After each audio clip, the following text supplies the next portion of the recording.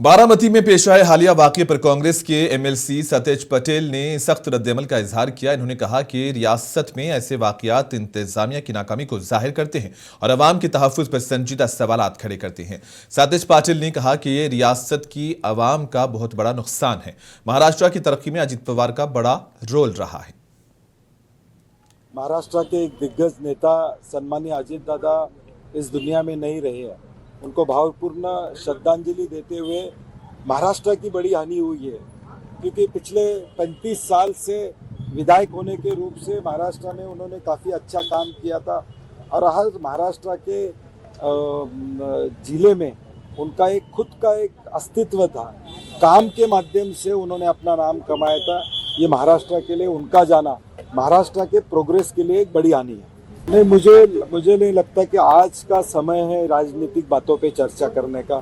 8-10 दिन जाने चाहिए और इसके बाद इसके ऊपर चर्चा होनी चाहिए, ऐसा मेरा खुद का एक मानना है।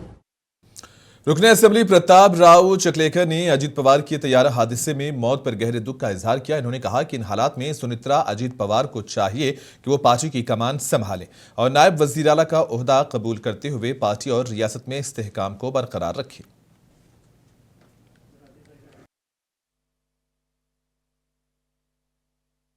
महाराष्ट्र के लाडले मुख्यमंत्री और राष्ट्रवादी कांग्रेस के नेता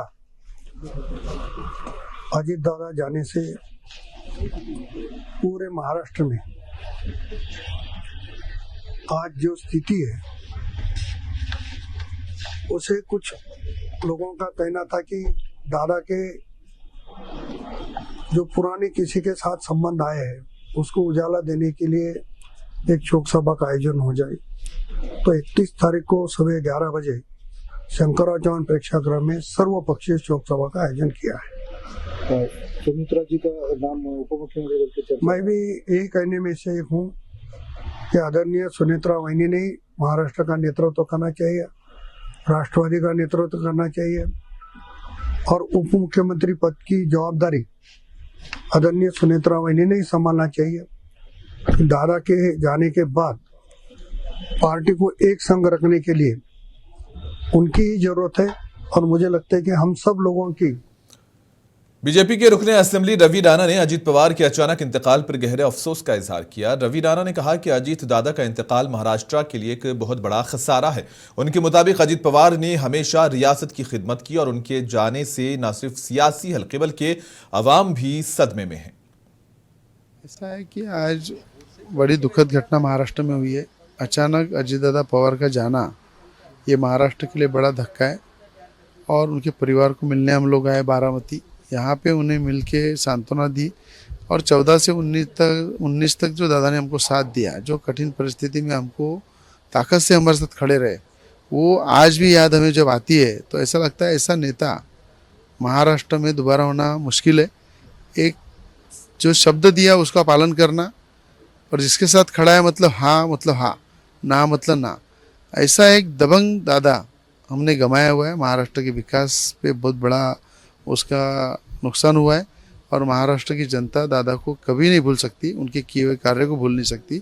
और इसी के साथ आज परिवार के साथ ही मिला, मैं पार्थ पवार को मिला, हमारी सुमित्रा ताई पवार को मिला, बाकी परिवार को भी रोहित पवार जी को मिला। तो मुझे लगता है कि पूरे पवार कुटुंब है तो मैं पर तो ये दुखद की घटना है ही, पर महाराष्ट्र भी।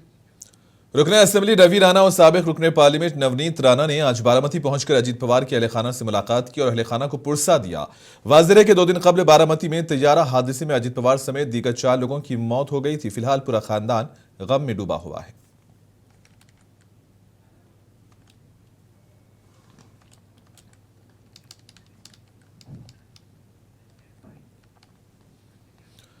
महाराष्ट्र के नायब वजीर आला अजित पवार के अचानक इंतकाल पर मुख्तलिफ सियासी रहनुमाओं ने गहरे अफसोस का इजहार किया। इस सिलसिले में बीजेपी के रहनुमा नवनीत राणा ने भी अपनी राय का इजहार किया है। नवनीत राणा ने कहा कि अजित दादा ने इस खित्ते में जो काम किए उनका कोई मवाजना नहीं है। उनके अल्फाज के मुताबिक अजित दादा ने इस इलाके में हर एक रहनुमा की मदद की है। उनकी मौत हम सब के लिए एक बहुत बड़ा धचका है। मुझे लगता है कि जिस तरीके से अजित दादा ने इस क्षेत्र में, राजकारणी क्षेत्र में कोई ऐसा नेता नहीं होगा जिनको कभी ना कभी कहीं ना कहीं अजीत दादा ने साथ नहीं दी होगी। काम के पक्के, शब्दों के पक्के, मुझे लगता है ये सिर्फ बारामती के लिए नहीं और या सिर्फ उनके पक्ष के लिए नहीं, हम जैसे जो युवक हैं इस क्षेत्र में, हमारे ऊपर भी उनका बहुत ज़्यादा आशीर्वाद शुरुआत से रहा है। तो मुझे लगता है पूरे महाराष्ट्र का बहुत बड़ा नुकसान और धक्का।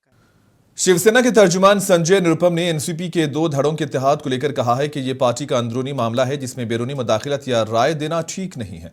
उन्होंने मजीद कहा कि सियासी इत्तेहाद और पार्टी के अंदरूनी फैसले सिर्फ मुतालिका पार्टी क़ियादत के इख्तियार में हैं और दीगर पार्टीज को इसमें दखलंदाजी नहीं करनी चाहिए।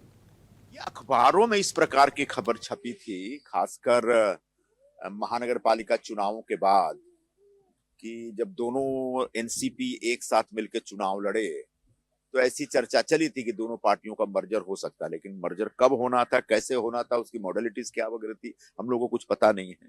तो यह निहायत एनसीपी का अंदरूनी विषय है एक, और अभी पूरा महाराष्ट्र अजीत दादा के जो आकस्मिक निधन है उसके शोक से उबरा नहीं है। तो मुझे नहीं लगता कि इस समय इस विषय पे ज्यादा बात की जा सकती है। एनसीपी का ये अंदरूनी विषय है और एनसीपी के अगर सारे विधायक चाहते हैं कि उनका नेतृत्व श्रीमती सुनेत्रा पवार को करना चाहिए, तो मुझे लगता है कि इस पर किसी को ऐतराज होगा। निश्चित तौर पर दुर्भाग्यपूर्ण घटना तो घटी है और मैंने जैसा कि बताया आपको, अभी पूरा महाराष्ट्र अजीत दादा की मृत्यु के बाद, आकस्मिक और बड़ी दर्दनाक मृत्यु के बाद, उस सदमे से उबरा नहीं है। और अभी से बहुत ज्यादा राजनीति की बातें की जाए, मुझे नहीं लगता कि ऐसा ही टाइम होगा। शिवसेना यूबीटी के लीडर संजय राउत ने अपोजिशन लीडर को लेकर मरकज के रवैये पर सख्त तनकीद की। उन्होंने कहा कि मरकजी हुकूमत अपोजिशन लीडर को नजरअंदाज कर रही है। मुंबई में मीडिया से बात करते हुए उन्होंने कहा कि अब महाराष्ट्र में अपोजिशन लीडर के तरीकेकार को खत्म करने के लिए कानून लाया जा रहा है। इसी दौरान उन्होंने अजीत पवार की हादसे में मौत की तहकीकात की भी मांग की है। ये सरकार जो है, चाहे महाराष्ट्र की हो या चाहे केंद्र की, नेता प्रतिपक्ष के बारे में जो उनका रवैया है, ये लोकतंत्र के लिए ठीक नहीं है। राहुल गांधी जी, मल्लिकार्जुन खड़गे जी, ये लीडर ऑफ अपोजिशन है लोकसभा में, राज्यसभा में, बहुत सीनियर नेता है और प्रोटोकॉल के अनुसार दोनों विरोधी पक्ष नेता प्रतिपक्ष को सम्मान के साथ वहां उनकी जगह देनी चाहिए। लेकिन मैंने देखा है कि फर्स्ट रो, सेकंड रो में ऐसे लोग बैठे थे जिनका कोई प्रोटोकॉल से संबंध नहीं, और राहुल जी और खड़गे साहब पीछे बैठे हैं। ये दिखने में बहुत ही विदारक चित्र था लोकतंत्र के लिए, प्रोटोकॉल के लिए। लेकिन ये लोग करते, महाराष्ट्र में तो अब एक कानून ला रहे कि किसी भी हालत में विधानसभा और विधान परिषद में अपोजिशन को नेता नहीं मिलना चाहिए, नेता प्रतिपक्ष नहीं मिलना चाहिए, इसलिए लोग कानून बना रहे। ये उनकी लोकतंत्र के बारे में उनका मोहब्बत है। देखिए, मैंने पहले भी कहा है कि इस एक्सीडेंट की जांच होनी चाहिए।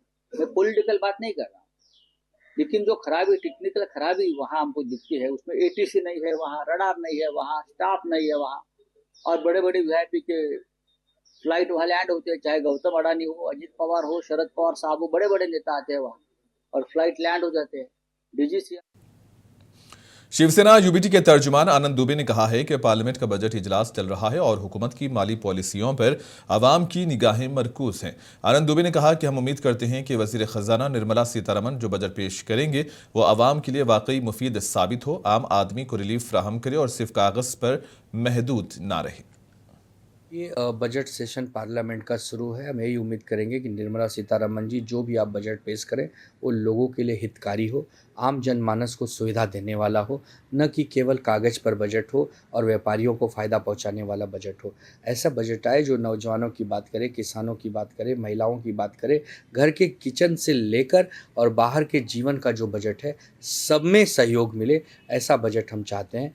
रही बात जीडीपी की, अब इख्तिसादी सर्वे 2026 पर कांग्रेस के सीनियर रहनुमा विजय नामदेव राव ने महाराष्ट्र की माली सूरत-ए-हाल पर तशवीश का इजहार किया।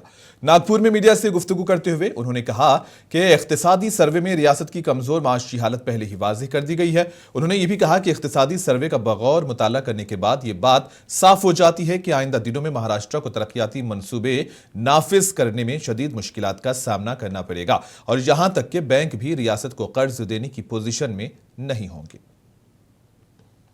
नहीं, आर्थिक सर्वेक्षण में महाराष्ट्र का तो बट्टा बढ़ चुका है, वो पढ़ने के बाद में पता चलता है। आगे का कोई काम भी नहीं कर पाएंगे, ना बैंक हमको कर्जा दे पाएगी। अब डिफिसिट का तो पिछले 2 साल से हम यही देख रहे हैं ना, जो बजट पेश हो रहे, बड़ा लंबा डिफिसिट है, क्योंकि खर्चा ज्यादा, इनकम कम, और इससे महाराष्ट्र ये पूरा फाइनेंशियली क्राइसिस में है, ऐसा भी पता चलता है। तो आगे बीती रात मुंबई के इलाके नागपाड़ा में दो ग्रुप्स के दरमियान पैसों को लेकर तनाजा शुरू हुआ और देखते ही देखते दो ग्रुप आपस में भिड़ गए। एक दूसरे पर लाठियों से हमला हुआ। इस हमले में दोनों ग्रुप के जुमला 5 अफराद जख्मी बताए जा रहे हैं, जिन्हें अस्पताल में शरीक कर दिया गया। पुलिस के मुताबिक एक ग्रुप में 7 और दूसरे में 9 अफराद शामिल थे। दोनों ग्रुप्स के दरमियान लाठी और डंडे चले। पुरानी दुश्मनी के चलते ये मारपीट हुई। पुलिस ने दोनों ग्रुप के अफराद के खिलाफ मुकदमा दर्ज कर लिया है।